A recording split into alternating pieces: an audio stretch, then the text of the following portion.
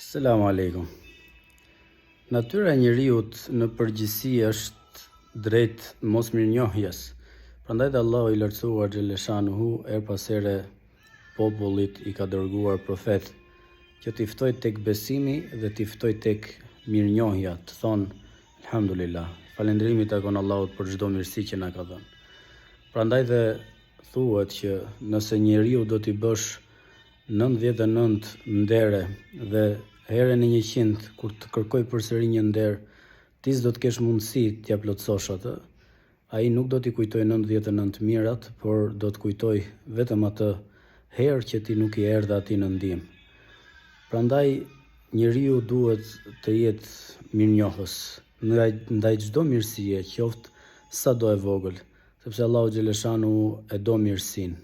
Wa in shakartum la azidanakum, edhe nëse ju do të jeni falendërues ndaj mirësive të Zotit, ne do t'u ashtojmë të mirat, do t'u ashtojmë mirësitë.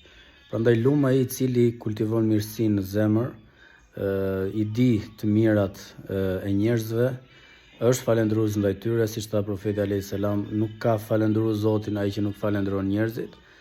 Pra duke e kundërshtuar mosmirnjohjen. Mosmirnjohja është një nga cilësitë më të këqija që mundet të jetë në karakterin e njeriut. Zot na ruaj.